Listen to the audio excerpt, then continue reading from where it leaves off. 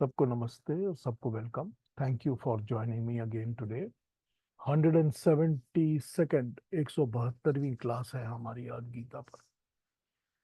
एक मंत्र कर लेता हूँ शुरू में, from my memory recollection only. प्रार्थना मंत्र का मंत्र है ओम ये प्राण तो निमिषतो महित्वई कैद राजा जगतो बभूव। ये जो परमात्मा है ना, निमिष कहते हैं। जैसे हम जो भी लिविंग बीइंग्स हैं जो पैदा होती है, कोई भी चीज जो पैदा होती है, जो जन्म लेती है, वो निमिष की कैटेगरी में आ जाती है। यह प्राण तो निमिषतो, हर वो चीज जो पैदा होती है उसमें प्राण देने वाला वो परमात्मा ही है। और वो प्राण देने वाला परमात्मा ही इस सारी चीजों का क्रिएशन का राजा है। उसी के हिसाब से ये सारी चीजें चलती हैं और वो सारी चीजों को अपने मर्जी से चलाता है, क्योंकि वो इन सब चीजों का राजा है। जो भी क्रिएट होती है चीज, उसमें वो प्राण डालता है और प्राण डालने के बाद उनको अपनी भूत भूत से विभूति, जिसकी हम बात कर रहे हैं, विभूतियों से सजाता है। ये हमारे अंदर जितनी चीजें काम करती हैं, जो हमारी इंद्रियां काम कर रही हैं, हमारी आंखें काम कर रही हैं, कान काम करते हैं, सेंसेस काम करती हैं, ब्रेन दिमाग काम करता है, ये सब उसकी विभूति है। ये सब उसका आशीर्वाद है। क्योंकि हमको अपने आसपास ही ऐसे कितने लोग मिल जाते हैं कि जिनके अंदर आधी से ज्यादा चीजें काम नहीं कर रही हो। अपने आसपास ही मिल जाते हैं ऐसे लोग। तो जब वो देता है तो इसका मतलब है ये सारी उसी की विभूति है। उसी को हम याद करते हैं, परमात्मा को। ये विभूतियों की ही बात हो रही है हमारे इस चैप्टर में, तो आज मैं इसको कैरी ऑन करता हूँ। जो हम अभी 10th चैप्टर के कंक्लूजन को पढ़ रहे थे, और कंक्लूजन को पढ़ते हुए हमने पिछली बार अरविंदो के विचार थोड़े से पढ़े थे। उसके बाकी के विचारों को आज अब पढ़ लेंगे थोड़ी देर में। अब पढ़ते हैं आज। ये हमने जितना भी अरविंदो का लास्ट टाइम पढ़ा था उसको ही कैरी ऑन करेंगे और उसको आज आगे पढ़। तो पिछली बार हमने देखा लास्ट वीक कि अरविंदो घोष कह रहे हैं कि ये प्रकृति जो है, अब देखिए वही बात, वही बेसिक वही बात है कि तीन चीजें तो परमानेंट हमेशा हैं। एक परमात्मा, एक जीवात्मा और एक प्रकृति। ये तीन परमानेंट चीजें तो हमेशा है। प्रकृति है ये नेचर, ये क्रिएशन। ये सारा का सारा जो हमको दिखता है, सारा क्रिएशन, सूरज चांद तारे पेड़ पौधे, सब कुछ प्रकृति है। हमारा जिस्म, हमारा शरीर, सब कुछ प्रकृति का ही पार्ट है। तो ये सारा कुछ तो है प्रकृति। जीवात्मा, हमारे अंदर जो आत्मा है वो जीवात्मा है। और तीसरी चीज हो जाती है परमात्मा। तो जीवात्मा जब जन्म लेता है तो जन्म लेने के लिए उसको प्रकृति की मदद लेनी ही पड़ती है। प्रकृति से ही वो सब कुछ बोरो करता है। वो प्रकृति से ही अपने शरीर को बोरो करता है। क्योंकि ये बॉडी भी तो ये पांच धातुओं की ही बनी हुई है ना, पंच महाभूत की बनी हुई। तो ये अपने शरीर के अंदर ये पंच महाभूत प्रकृति से ही बोरो करके बनाता है। पंच महाभूत से बोरो करके ही शरीर रचना करता है। उसी तरह से जो अंतःकरण चतुष्टय है वो भी प्रकृति से ही बोरो करता है। मन, बुद्धि, चित्त और अहंकार, ये भी सब कुछ वो प्रकृति से ही बोरो कर रहा है। तो everything that he has to do with, उसको कुछ भी करने के लिए, सरवाइव करने के लिए प्रकृति पे डिपेंड करना ही पड़ता है। अब प्रॉब्लम ये होती है कि जब वो प्रकृति पे डिपेंड कर रहा होता है तो प्रकृति का ही गुण है, उसी का गुण है अहंकार। ये प्राकृतिक गुण होता है जिसको हम अहंकार कहते हैं। तो जो प्रकृति का ही गुण है अहंकार, उसको वो अपना गुण समझकर उसके साथ वो चिपक जाता है। यही अरविंदो घोष ने अभी कहा हमारे को। वो कहते हैं कि जो प्रकृति का गुण है अहंकार, उस अहंकार को वो अपना गुण समझकर उसके साथ चिपक जाता है। अब अहंकार के अंदर सब कुछ आ जाती है, ईगो भी आ जाती है, अपनी अपनी आइडेंटिटी भी आ जाती है कि मैं हूं, मैं जो भी हूं, मैं हूं तो सही ना, मैं एक इंसान हूं, या मेरे पास शरीर है, मेरे पास आंखें हैं, ये सब अपनी आइडेंटिटी के अंदर आ जाता है। तो आइडेंटिटी की भी बातें आप अहंकार से कर सकते हो, आइडेंटिटी की भी बातें आप ईगो से कर सकते हो, अभिमान से कर सकते हो। तो ये सारा कुछ उसी चक्कर में आ जाता है। तो यही अरविंदो घोष कहते हैं कि जितना भी लेसन गीता हमको सिखा रही है, वो यही सिखा रही है कि अपने आप को इस अहंकार से अलग करो, तभी परमात्मा से जुड़ सको। तो एक तरफ स्विंग करती हुई जो पेंडुलम है, वो कभी प्रकृति की ओर जाती है, कभी परमात्मा की ओर जाती है, कभी प्रकृति की ओर, परमात्मा की ओर। हमको यही समझना है कि हमने कहाँ पर अपने आप को कंट्रोल करके परमात्मा के साथ जुड़ना है और कहाँ हमको प्रकृति के साथ नहीं जुड़ना।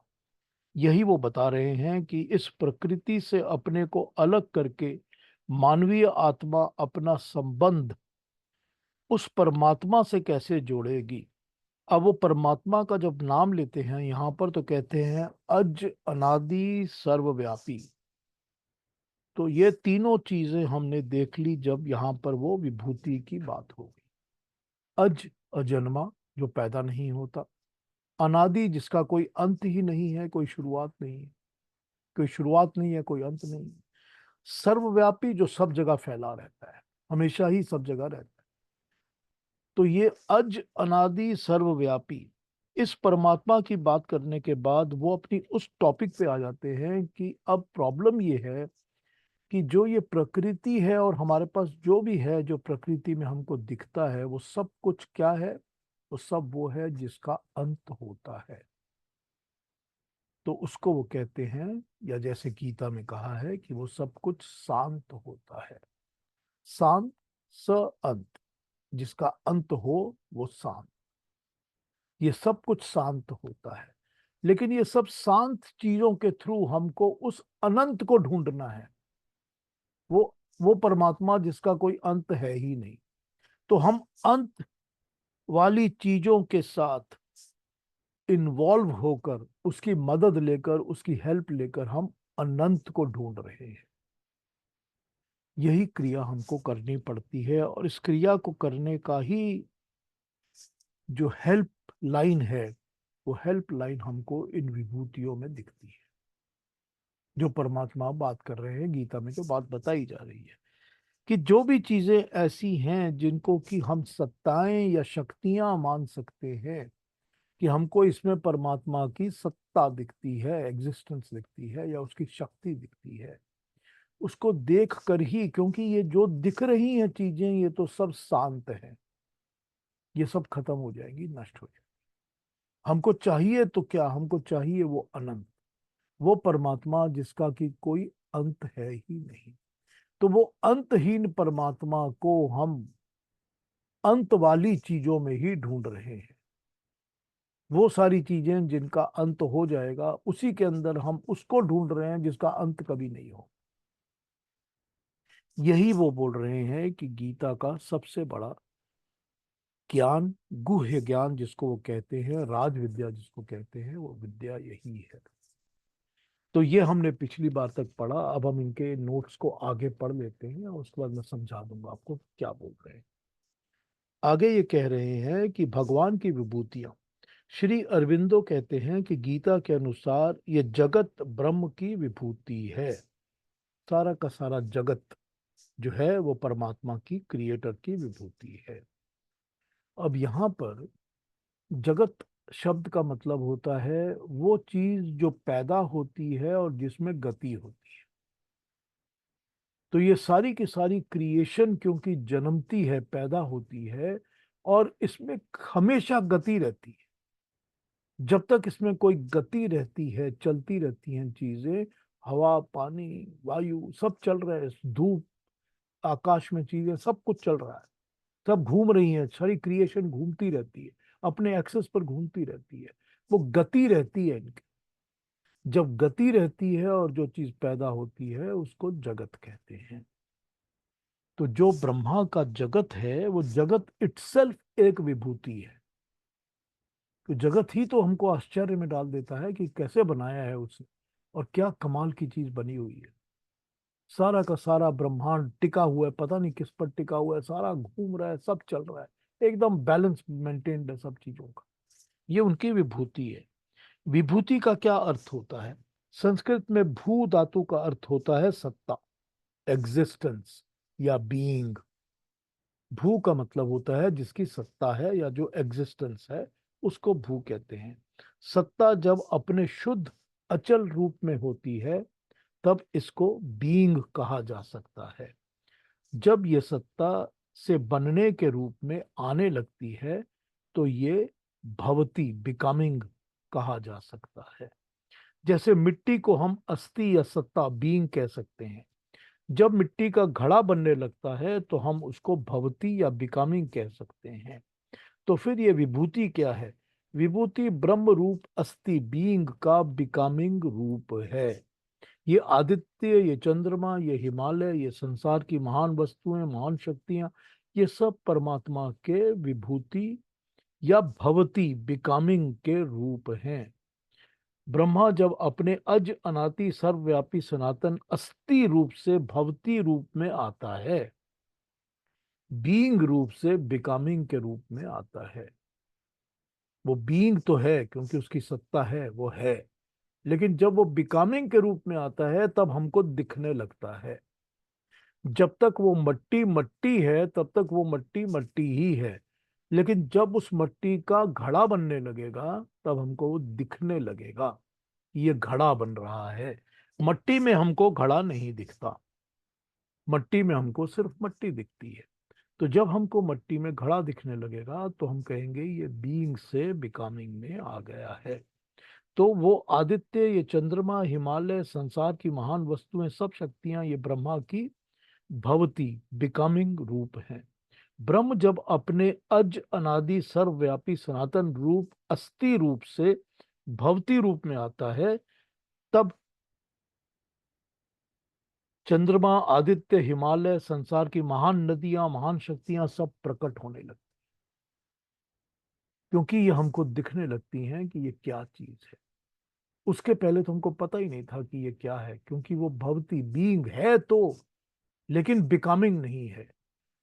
है तो कि कुछ तो है, लेकिन वो कुछ क्या है ये हमको समझ में नहीं आता, दिखता नहीं है, क्योंकि वो अपने रूप में नहीं आई हैं। ये सब क्या है? अगर उस ब्रह्म की व्यक्तावस्था में आ रहे रूप नहीं है तो और क्या है? ये विभूतियां अनंत का रूप तो नहीं है, परंतु इनमें अनंत सत्ता की झलक मिलती है। ये जो चीजें बन रही हैं, जो विभूतियां हैं, ये अनंत तो नहीं है, क्योंकि इनका भी अंत हो जाएगा।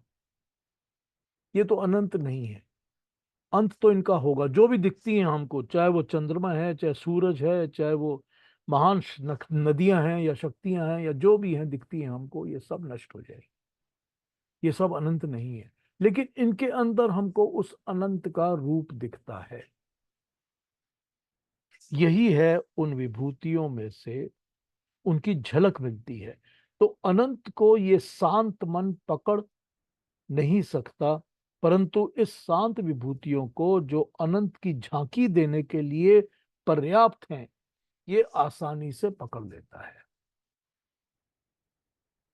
तो ये जो झांकी मिलती है हमको, हल्की हल्की थोड़ी थोड़ी इंट्रोडक्शन मिलती है, ये इंट्रोडक्शन ही बहुत होती है कि हम उसके असली रूप को पकड़ सकें। ये विभूतियां वे द्वार हैं, दरवाजा हैं, जो शांत तथा अनंत के बीच का रास्ता खोल देती है। ये शांत होती हुई भी अनंत के साथ बंधी हुई हैं। इनके सहारे मानवीय आत्मा शांत को पकड़कर अनंत को पा लेता है। ये एक दरवाजा है जो हमारे लिए उसकी इंट्रोडक्शन खोल देती है। इनको पकड़कर हम उस तक पहुंच सकते हैं।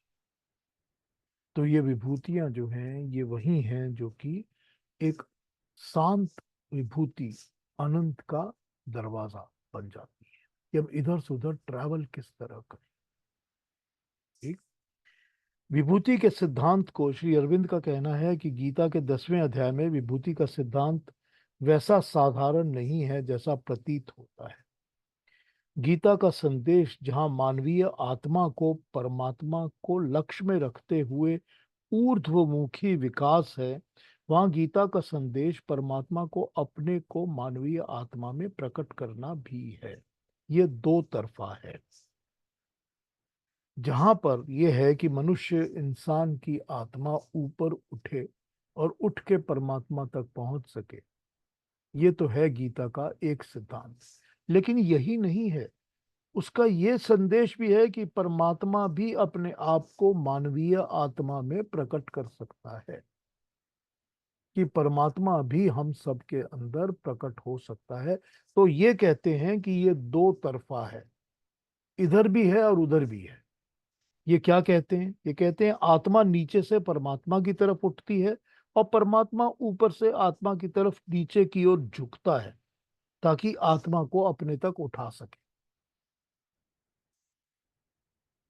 इसका परिणाम ये होता है कि मानवीय आत्मा इस भौतिक जगत में त्रिगुणात्मक प्रकृति के बंधन में फंसा न रहकर अहंकार की रस्सियों से मुक्त होकर आध्यात्मिक जीवन में वास करने लगता है, अपने संपूर्ण अस्तित्व को भगवान के अस्तित्व में खो देता है, शांत से निकलकर अनंत में बैठ जाता है। देखिए क्या समझा रहे हैं? ये समझा रहे हैं कि इससे होता यह है कि जो ह्यूमन नॉर्मल मनुष्य है, मानवीय आत्मा है, वो इस सारे झंझट से अपने आप को मुक्त करती है। वो शांत के बंधन से मुक्त होती है। वो अपने अहंकार को त्याग देती है, छोड़ देती है, और छोड़कर वो अपने अस्तित्व को भगवान के अस्तित्व में खो देता है। जब ये अवस्था आ जाती है तब मनुष्य अपने अहंकार के लिए जीने की जगह भगवान के लिए जीता है। सभी तो अपने अहंकार के लिए ही जीते हैं ना। तो जब ऐसी हालत आ जाती है तो इंसान अपने अहंकार के लिए नहीं जीता, तब वो भगवान के लिए जीता है। जब ऐसी हालत आ जाती है तो इस शांत पृथ्वी, शांत अहंकार से उठकर वो अनंत के साथ जुड़ गया है। ठीक है।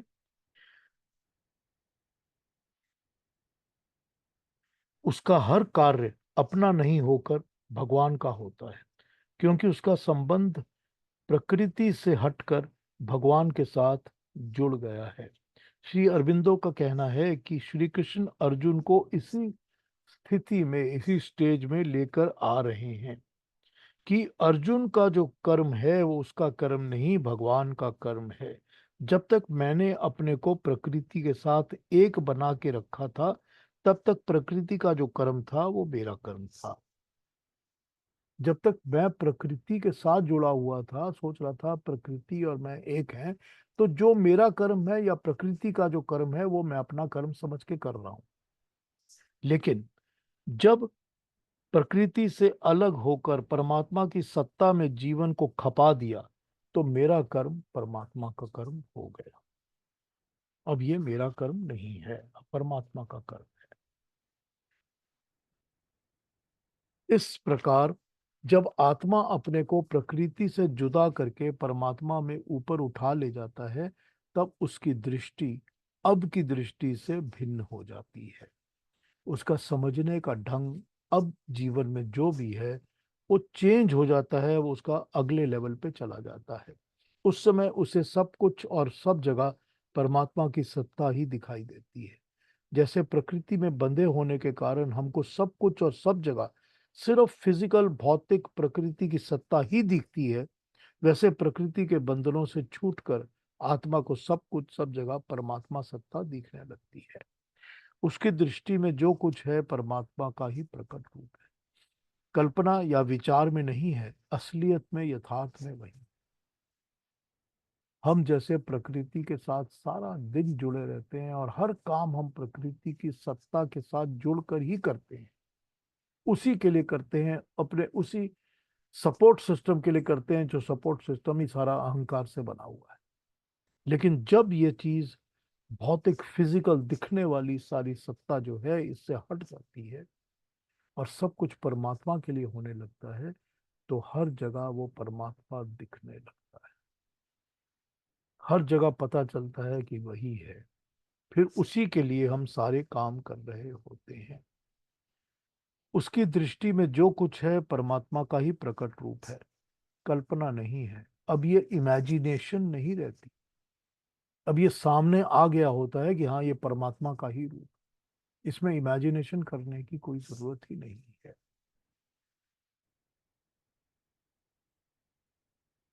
जिस परमात्मा सत्ता को अब तक हम दर्शन नहीं कर सकते थे, प्रकृति से अपने को जुदा कर लेने की स्थिति आकर अब सब जगह उस परमात्मा की सत्ता हमको दिखने लगी।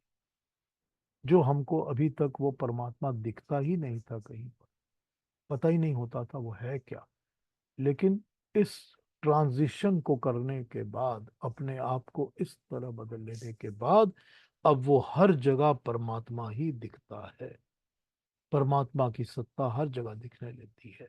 जिस गहराई से हमने स्थूल शरीर की चेतना भौतिक पदार्थों को देखती है, जिस गहराई से हमारी स्थूल शरीर की चेतना, जिस गहराई के साथ, डेप्थ के साथ ये जो हमारी फिजिकल बॉडी है, इसकी कॉन्शियसनेस जो है, इसकी अवेयरनेस, कॉन्शियसनेस जो है, वो प्रकृति की हर चीज को, हर वस्तु को देखती है, उससे भी ज्यादा गहराई से प्रकृति से अपने अलग करने वाली हमारी दिव्य चेतना परमात्मा को देखने लगती है। जिस गहराई से हम इस दुनिया को देख रहे होते हैं अपनी इस बॉडी के साथ, फिजिकल बॉडी के साथ, जब हम इससे अलग करके उससे जुड़ते हैं तो और भी ज्यादा गहराई से हमको वो परमात्मा की सत्ता दिखाई देने लगती है।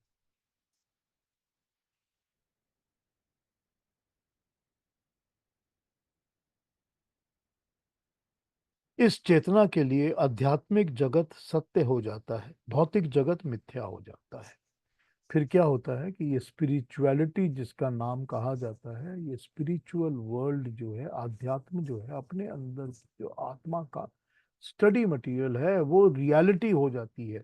और ये दुनिया जो एग्जिस्ट कर रही है, ये गलत, ये मिथ्या हो जाती है, झूठ हो जाती है। इससे कुछ लेना देना ही नहीं है मुझको। उस समय नास्ति अंतो वितरस्य में जो 10:19 में कहा गया है, मेरे विस्तार का कोई अंत ही नहीं है, बस गीता की ये बात सच्ची होती है। तब समझ में आता है कि उसका कोई विस्तार का अंत ही नहीं है। संसार में जो विस्तार है वो उसी परमात्मा का विस्तार है। यही बात है जो गीता के में कहा गया है, मेरे तेज के अंश से निकला हुआ ये सारा संसार है। ये मेरे तेज के अंश से ही निकला हुआ है। तब ये बात हमको सच्ची दिखाई लगती है, समझ में आ जाती है, समझ में आता है कि क्या हो रहा है। ये भी अथ्या यथार्थ और प्रत्यक्ष रूप धारण कर लेता है। अब हमारे लिए ये सामने बैठा हुआ एक रूप है। जो रूप जो हमको दिखता है क्या है, वो प्रत्यक्ष है, हमारे सामने है, हमको दिखता है फेस टू फेस। क्या है कि वाकई में हर जगह केवल परमात्मा है। ये सब चीजें उसी के द्वारा बनाई गई हैं, उसी के तेज का अंश है।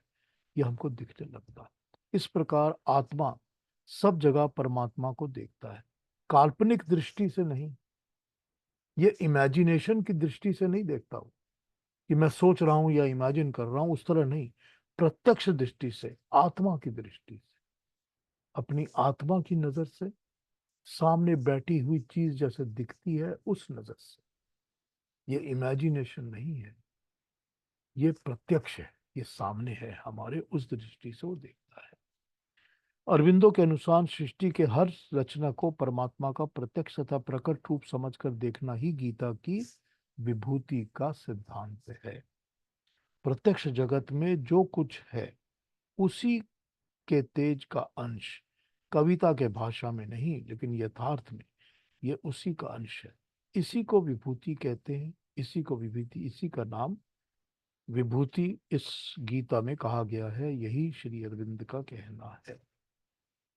तो ये श्री अरविंदो के विचार हैं गीता के 10th चैप्टर के ऊपर। थोड़ा सा और पढ़ लेता हूँ, फिर इस पर चर्चा ओपन करते हैं।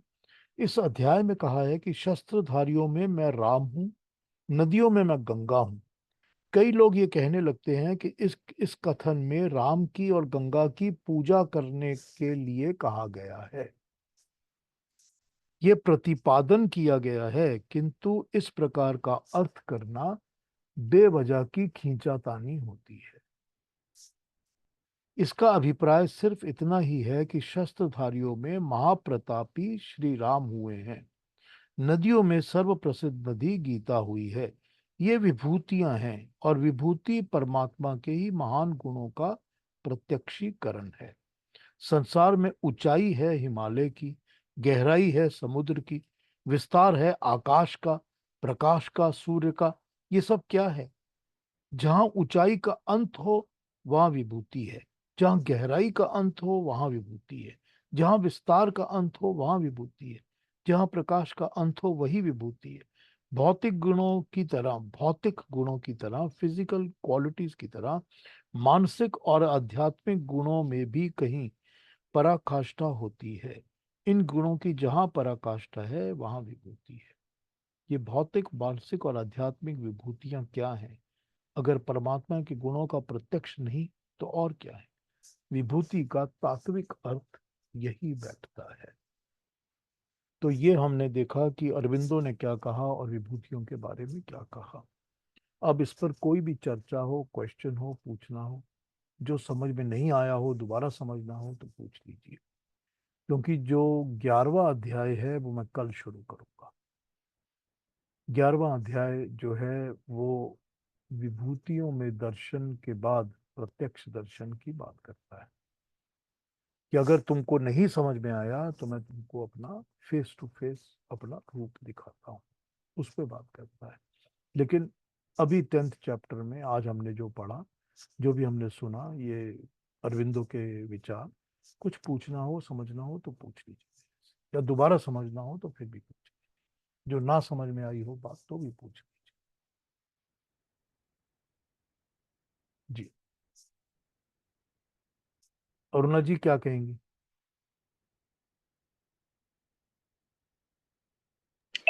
बहुत ही अच्छी तरह से समझ में आया। लास्ट टाइम ऑल्सो जो कहा था उसका ही कंटिन्यूएशन हुआ है। लेकिन बहुत ही अच्छी तरह से आज और क्लियर हो गया।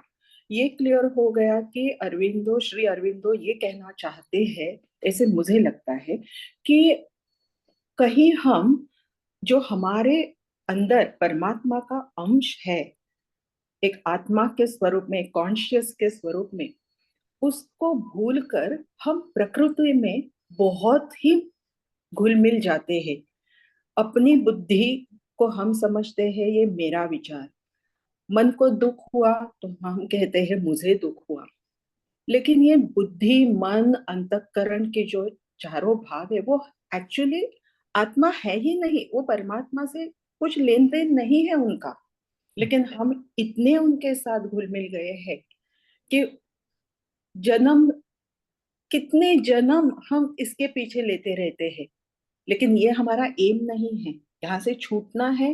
तो परमात्मा फिर एक बार उनका दर्शन, मैनिफेस्टेशन इन विभूतियों में हमें कराता है, और हमारा ध्यान उस तरफ ले जाने की कोशिश करता है। आप हमेशा कहते हैं कि परमात्मा बहुत दयालु है, तो वो ये भी हमारी अरेंजमेंट करने की कोशिश कर रहा है कि देखो मैं यहाँ हूँ, जिसमें तुम घुल मिल गए हो उसमें भी मैं हूँ, सिर्फ देखो और यहाँ से निकलने की कोशिश करो इस प्रकृति से।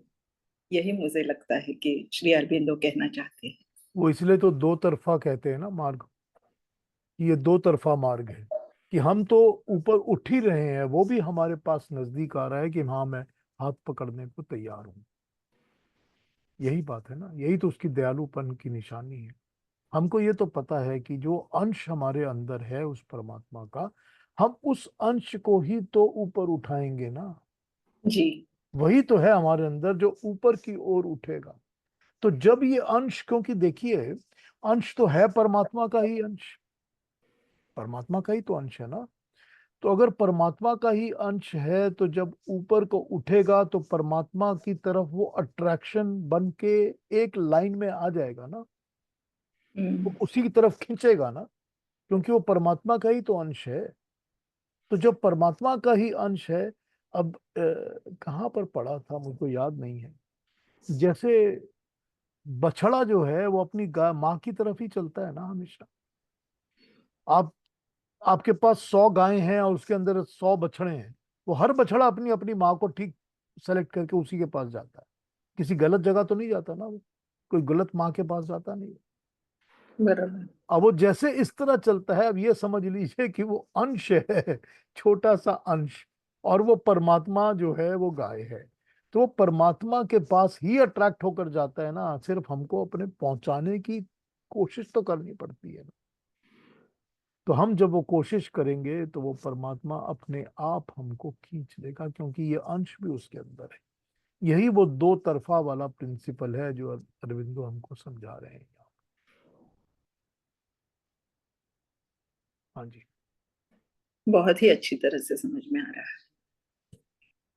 और वो यही कहते हैं कि हर चीज में तो उसी की विभूति है ना, जिसको भी हम देखते हैं। जब हम ये देखना बंद कर देंगे कि ये फिजिकल चीजों की तरफ सारा दिन हमारा मन हमारा शरीर सब चिपका रहता है, जब इससे हट जाएंगे तो हमको वो परमात्मा की सत्ता दिखने लगेगी, और वो रियलिटी में दिखने लगेगी। ऐसा नहीं है कि वो सिर्फ पोएटिक इमेजिनेशन है, वो पोएटिक इमेजिनेशन नहीं है, वो रियलिटी में हमारे सामने है, हमको दिखने लगेगी कि हर चीज में वो परमात्मा है।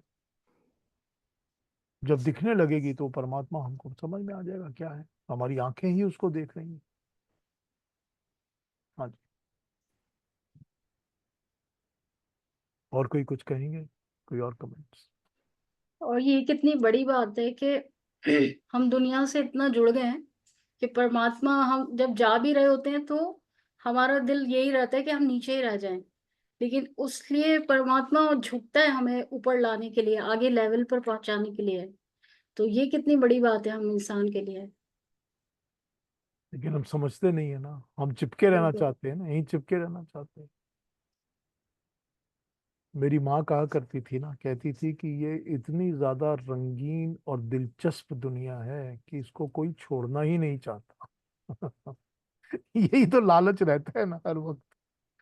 ये तो पता है ना सामने क्या चल रहा है, इसको कैसे छोड़ दूं, यही प्रॉब्लम।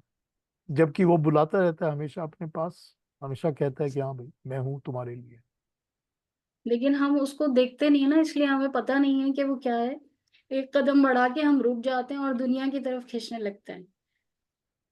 हम देखना ही नहीं चाहते, देखना ही नहीं चाहते।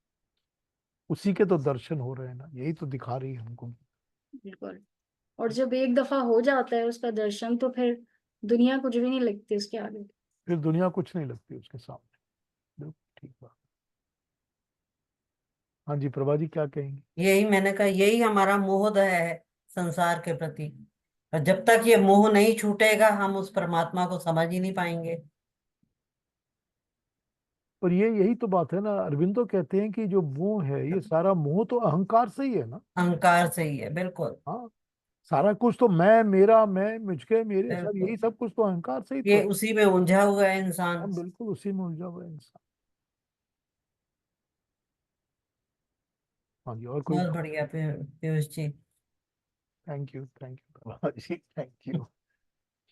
दिमाग की अलग अलग परतें खुलने लग जाती हैं, और जब दिमाग की परतें खुलते लगती हैं तो अपने आप से ही ये ग्लानि होती है, ये बुरा लगता है कि मैं वापस क्यों जुड़ता जा रहा हूँ दुनिया के साथ, मैं क्यों ऐसा कर रहा हूँ, मुझको ये नहीं करना। तभी तो अंदर अपने आप ये चीज पैदा होती है।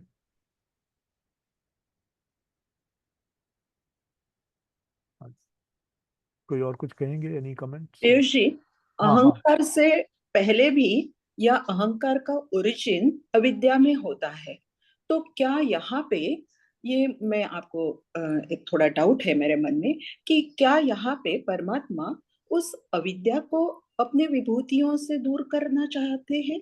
वो भी एक मार्ग है। देखिए, अविद्या में परमात्मा का तो कोई अंश है ही नहीं, है ना। अविद्या तो वही है जो कि अविद्यमान वस्तुओं का नॉलेज है। तो अविद्यमान तो वही है जो कि हमेशा विद्यमान नहीं रहती, जो हमेशा नहीं रहती। तो वो बनाई हुई परमात्मा द्वारा हो सकती हैं, हम कह सकते हैं कि परमात्मा की बनाई हुई चीजें हैं, हमको पता होनी चाहिए, लेकिन उसके अंदर परमात्मा का अंश बनाने में है, विभूति कहा जा सकता है, लेकिन उसमें अंदर परमात्मा नहीं है। तो अविद्या के अंदर तो परमात्मा नहीं है, ये तो हमको परमात्मा इस ज्ञान को देगा, तभी हम उसको समझ सकेंगे ना। तभी तो कहा गया ना कि दोनों ज्ञान बहुत जरूरी है, विद्या भी और अविद्या भी। जब तक ये नहीं पता होगा कि मुझको क्या खाना है, तब तक आप खाएंगे नहीं ठीक से। तो वो अविद्या का ज्ञान आपको जरूरी है शरीर मेंटेन करने के लिए, जीवन चलाने के लिए। लेकिन उसके अंदर जब उस ज्ञान के अंदर आप बंध जाते हैं, टाई डाउन हो जाते हैं, तो अविद्या जो है वो आपके अहंकार को जकड़ के रख लेती है। ठीक है ना। या यूं कहा जाए कि जो अहंकार है वो अविद्या से ढक गया है, दब गया है, ढक गया है। तो जब अहंकार अविद्या से दब गया, या अविद्या ने अहंकार के ऊपर आच्छादित कर लिया अपने आप को, तो फिर अविद्या से निकल पाना बड़ा मुश्किल हो जाता है, तो परमात्मा के दर्शन नहीं हो सकते। पर ये दोनों ही विद्याओं का होना तो जरूरी है ना, जीवन विद्या के का भी और अविद्या का भी जीवन चलाने के लिए तो अविद्या की जरूरत है, जरूरत है। लेकिन कहां तक उसमें बंधना है यही जरूरी, यही तो हम्म। प्रॉब्लम है सारी। यही तो अज्ञान और ज्ञान का फर्क है। तो जहां पर भी अविद्या और अज्ञान आपको प्रोमिनेंट मिलेगा, जहां पर भी, वहां पर आपको अहंकार प्रोमिनेंट मिलेगा, हर जगह। तो इसीलिए ये जो एक कह सकते हैं आपके कंडीशन है, प्री कंडीशन है, कि जब तक अहंकार नहीं हटेगा, तब तक अविद्या या ज्ञान का बोध बोध नॉलेज होगा ही नहीं। पता ही नहीं चलेगा कि ये अविद्या है या ये अज्ञान है। इसीलिए अहंकार हटता है तब देखिए, अगर हम ये कहते हैं कि अहंकार भी तो प्रकृति का ही एक अंश है जिसको हम बोरो करते हैं, जैसे हम मन को बोरो करते हैं या बुद्धि को बोरो करते हैं, तो हम जब अहंकार को बोरो कर रहे हैं तो वो किसके लिए कर रहे हैं? वो इसीलिए कर रहे हैं कि मैं अपने सर्वाइवल के लिए इसको यूज कर सकूं। तो वहां भी तो एक लाइन है ना, उस लाइन के बियॉन्ड जब वो जाएगा, तो वो अहंकार हमारे ऊपर कंट्रोल करने लगे। फिर हम तो अहंकार को कंट्रोल करेंगे नहीं, फिर वो हमको कंट्रोल करेगा। तो वही बात हो जाएगी कि फिर वो अविद्या के साथ चिपका रहेगा, क्योंकि अविद्या ही तो प्रकृति की बेसिक क्वालिटी है ना। जो बेसिक गुण है प्रकृति का, वो तो अविद्या ही है ना। तो जब हम अहंकार को इम्पोर्टेंस ज्यादा देंगे, तो वो हमारे प्रकृति के अविद्या वाले गुण से चिपक जाएगा। जब वो वहां चिपक जाएगा, तो वहां से फिर हमको परमात्मा के दर्शन नहीं होंगे। जब हम उसको एक, क्या कहा जाए, उसको बर्ड्स आई व्यू पकड़ लेंगे, हेलीकॉप्टर व्यू पकड़ लेंगे कि हाँ अविद्या है, इसकी जरूरत है, पर ये भी परमात्मा का ही गुण है, परमात्मा की विभूति है, तभी हम उसमें से डिटैच हो सकेंगे। यही तो गीता का 10th चैप्टर हमको बताता है। उससे डिटैच कैसे होना है, अपने आप को उस अविद्या से अलग कैसे करना है, क्योंकि प्रॉब्लम तो वही है कि ये सारा कुछ भी तो उसका बनाया हुआ है ना। तो जब उसका ही बनाया हुआ सारा कुछ है, तो मैं इसमें चिपका रहा हूँ। फिर चिपकने से होता ही है कि वो तो दिखता नहीं है, ये सारी चीजें दिखने लग जाती हैं, क्योंकि सारा समय इसी के साथ बीतता है, इसी के साथ टाइम स्पेंड होता है, सारी अटेंशन यही जाती है। फिर वही बात कि how much is how much is too much and how much is not too much, वही बात है ना सारी।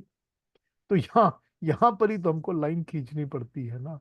तभी तो हमको वो अपना अंश अपने अंदर से जागरण करना पड़ता है, जो परमात्मा को ढूंढ कर उसकी तरफ जाने को तैयार हो। हम जब उसको अपने अंदर से उठाना शुरू करेंगे, तो वो अपने आप आके नीचे हमको गले लगाएगा। यही है ना बात, सारी बात। हाँ जी अरुणा जी। जी, समझ में आया। Thank you Piyush ji. थोड़ा कंफ्यूजन था, लेकिन अभी क्लियर हो हाँ जी, और कोई कुछ कहेंगे? कोई और बात, कोई और क्वेश्चन? अभी हमारे पास बहुत टाइम है आज। हम इंसान जो है ना वो बहुत चालाक हैं, कि हमें पता है कि कहाँ पे हमें परमात्मा मिल सकता है, हम लेकिन जाते नहीं है उस तरफ। और ये कह के टाल देते हैं कि हमें तो पता ही नहीं था ये चीज खाना मना है या ये काम करना मना है, हमें तो किसी ने बताया नहीं। लेकिन जहाँ पे कुरान की या गीता की क्लास है तो वहां जाने को आपको कौन रोक रहा है? आप सीख सकते हैं, आपको मालूम हो सकता है कि ये खाना मना है और ये आप खा सकते हैं। लेकिन वही बात है, हम बहुत चालाक हैं, हमें सब पता है लेकिन हम करते नहीं हैं। उसने हमें सब इल्म दिया है, लेकिन उसने नहीं, हमें ये इख्तियार दे दिया है कि हम खुद चूज करें। यही तो हमारा कंट्रोल, राइट तो हमारा है ना। बिल्कुल। कर्म करते कर्म भी नहीं करने और का। करना चाहते भी नहीं है। लेकिन हम अनजान बन जाते हैं और सारा इल्जाम जो है ना ऊपर वाले पे दे देते हैं, हमको तो पता ही नहीं था। बिल्कुल तो वो बिल्कुल। इल्म भी तो दे रहा है, आप इल्म भी तो हासिल करो, जैसे आप और चीजें ले सकते हो ऐसे आप इल्म भी हासिल कर सकते हो। बिल्कुल ठीक बात, बिल्कुल ठीक। ठीक है। लेकिन हम ये कहते हैं ना, हम बरी हो जाते हैं सब उस पर डाल के, हमें तो पता ही नहीं था। हम इतने सालों से हम ये कर रहे थे, हमें तो पता ही नहीं था।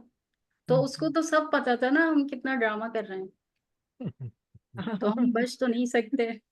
कहीं ना सही कहीं, बात। कहीं ना कहीं अपनी कॉन्शियस के अंदर इंसान को पता चल जाता है कि मैं बहाने बिल्कुल। बहाने बना रहा हूँ, झूठ बोल रहा हूँ, गलत कर रहा पर हूँ, वो या बहुत देर से पता लगता है पीयूष जी। नहीं, नहीं प्रभा, कॉन्शियस को नहीं, बहुत देर से पता लगता है। नहीं नहीं मुझे प्रभा जी। लगता है कि तुर, क्योंकि उसका हमारे अंदर तुरंत अंश है, तो वो हमें सुनना गलत नहीं चीज चाहते। से रोकता है।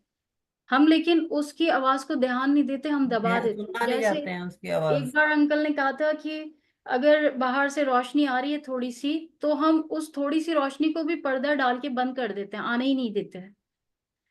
तो ये होता है मुझे लगता है। बिल्कुल होता है। ये नहीं होता कि किसी को ये पता ना हो कि मैं गलत रास्ते पे जा रहा हूँ। कभी ना कभी, कभी ना कभी, कहीं ना हाँ, कहीं कभी ना कभी, वही ना, कभी ना कभी पता लगता उसके है, अंदर तुरंत ये नहीं पता एहसास लगेगा। नहीं, ये एहसास अपने अंदर होता है। कभी बहुत छोटा हल्का होता है, कभी ज्यादा स्ट्रांग तो होता है, वो कभी। छोड़ता क्यों नहीं है फिर ये अहंकार? यही तो प्रॉब्लम है ना, कि वहां पर फिर अहंकार आ जाता है ना, कि छोड़ो, तुम क्या गलत तरफ, इस तरफ दो सोचने की वो जरूरत ही नहीं। कहता मैं जो कर रहा हूँ वो हाँ, सही बहुत है। अच्छा कर रहा हूँ, मैं तो हम्म, मैं हूँ जी। बस फिर खत्म हो जाती है बात। क्योंकि देखिए, हमें वो जो दूसरे मजे मिलेंगे ना बाद में, वो हमें नहीं पता आगे हमारे साथ क्या होगा, हम किस उस पे जाएंगे जो परमात्मा हमें ले जाना चाह रहे हैं दूसरे लेवल पे। लेकिन हमें इस लेवल का पता है कि यहाँ पे ये मिलेगा या ये मिलेगा, तो इसलिए हम लालच की वजह से चिपक जाते हैं। एग्जैक्टली, लालची तो है सारा मोह।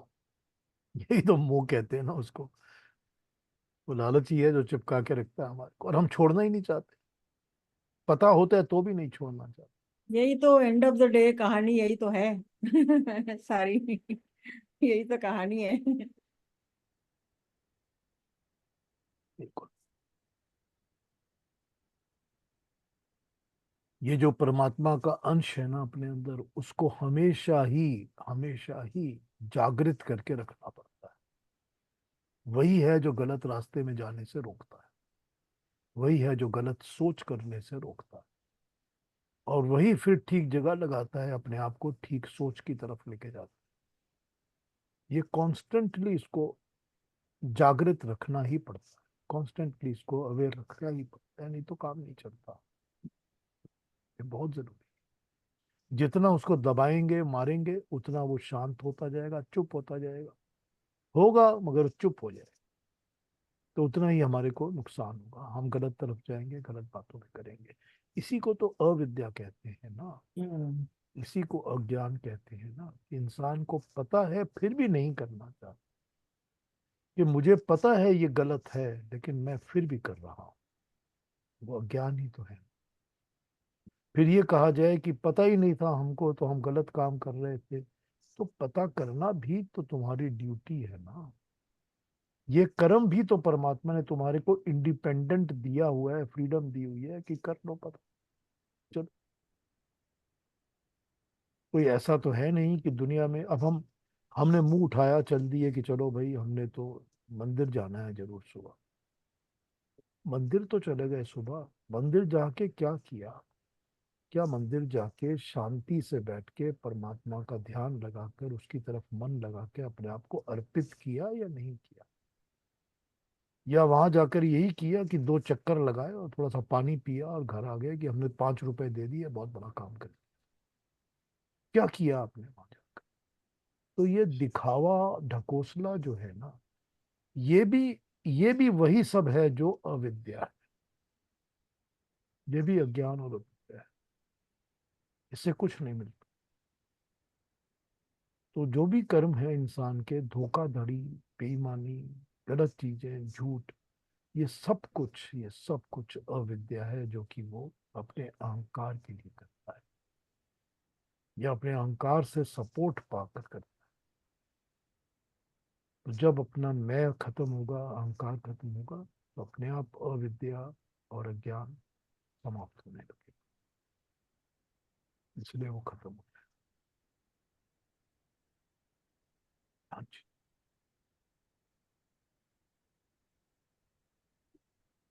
अभी और कोई कुछ कहेंगे? अभी है हमारे पास टाइम, कोई और बात करनी है?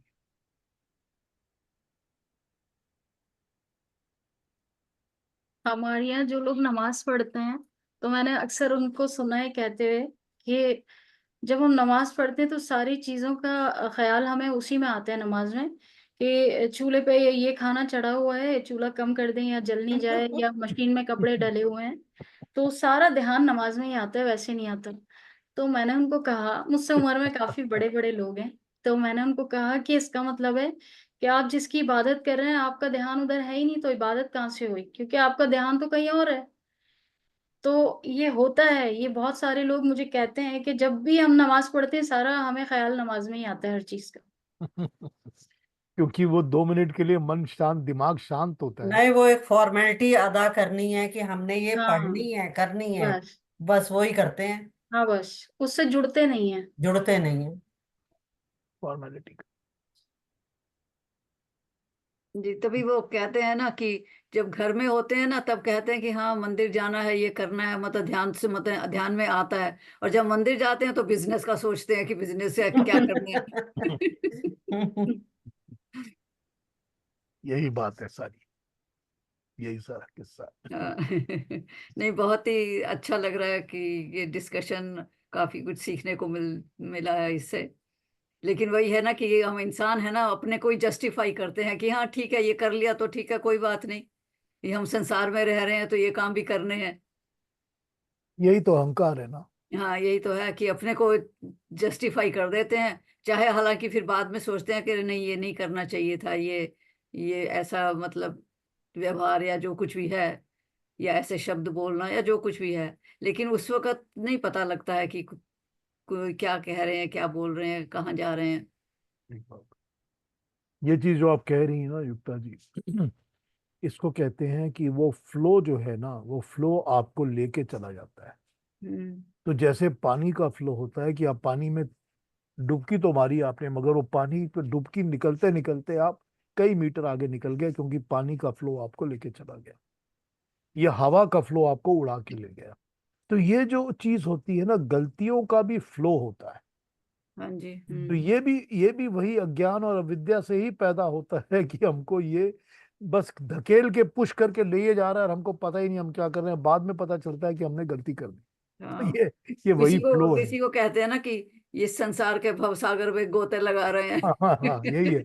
यही गोते हैं जो हम लगाते यही रहते है ना। हैं। बिल्कुल। यही है वो गोते। यही तो बात है, सारी की सारी बात होती है वो फाइन लाइन ड्रॉ करने की, हम्म। कि कहाँ पर फाइन लाइन ड्रॉ की जाए कि हमको इस जगह इससे ज्यादा और इन्वॉल्व नहीं होना प्रकृति के चीजों के साथ। वही तो कॉन्शियस के अंदर से आएगी ना, वही तो परमात्मा का अंश है जो फाइन लाइन बिल्कुल बिल्कुल। दिखाएगा हमारे को। हाँ जी, और कुछ कहेंगे? मतलब हमें अपने सबसे पहले मन को कंट्रोल में लाना है, जरूरी है। सारा सारा सारा तो किस्सा मन का है, अपने बिल्कुल। आप जग जीतेंगे। बिल्कुल, सारा सारा झमेला ही मन का है। झमेला ही मन का है। बिल्कुल। बिल्कुल, सारा खेल अपने ध्यान को ही आपने रखना है अपने बस में। बिल्कुल, वो ही लगाना जो है, कह दिया, कह देने से मात्र नहीं, लगाने से है। बिल्कुल। वो लगता ही नहीं है। तभी तो बहुत सारी चीजें करनी पड़ती हैं ना, तभी तो अध्ययन करना पड़ता है, बैठना पड़ता है, ध्यान लगाना पड़ता है, प्रैक्टिस करनी पड़ती है, तभी तो करना। योग योग करना पड़ता है। मैं तभी आजकल तो योग करती हूँ, उसमें वो बार बार यही कहते हैं, जब आप ब्रीद इन ब्रीद आउट कर रहे हैं तो अपना ध्यान उसी में रखो, इधर उधर मत भटकाओ मत। बिल्कुल वही तो होता नहीं, वही करना पड़ता है। योग में सारा टाइम अपना ध्यान रखना पड़ता है। बिल्कुल रखना पड़ता, पूरी तरह रखना पड़ता, हम्म। हर सांस, हर सांस में हाँ, उसी का ध्यान, बिल्कुल बिल्कुल।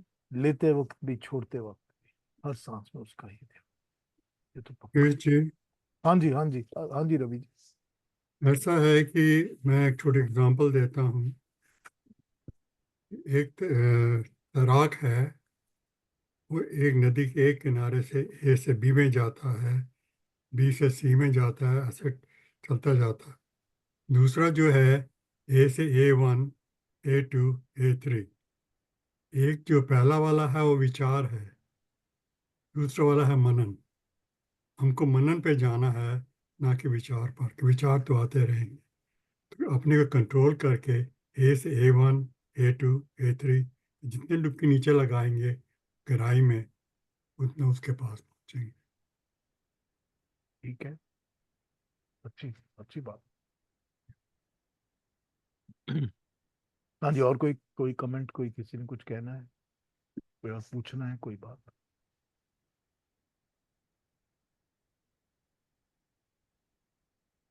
तो फिर कल मिले, कल 11वें चैप्टर को स्टार्ट करेंगे, कल जी 11वें चैप्टर पर आ जाएंगे। दिव्य दृष्टि का चैप्टर आ जाएगा कल, उस पे बात करेंगे कि क्या क्या कॉन्सेप्ट्स हैं, क्या बातें हैं उसमें। और कल फिर 11वें चैप्टर पे बात स्टार्ट करेंगे। वैसे जो बस 11वें चैप्टर है गीता का, वो सबसे ज्यादा पॉपुलर चैप्टर है, सबसे ज्यादा फेमस चैप्टर है, उसी पे बातें होती हैं सारी। करेंगे, चलिए कल शुरू करते हैं।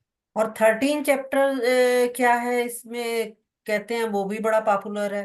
हाँ, वो 13 चैप्टर से फिर वो अपने उस पे आ जाते हैं ना, ज्ञान वाले उस पर। क्योंकि वो पहले तो आपको उसने कर्म बताया, फिर भक्ति बताई, उसमें फिर वो ज्ञान ज्ञान के ऊपर आ जाए, तो इसीलिए बहुत पॉपुलर है। चलिए आज हम 11 चैप्टर के क्वेश्चन आंसर पढ़ते हैं फिर। ठीक है। चलिए फिर कल मिलते हैं। जी नमस्ते सबको। नमस्ते। नमस्ते। Thank you very much. नमस्ते।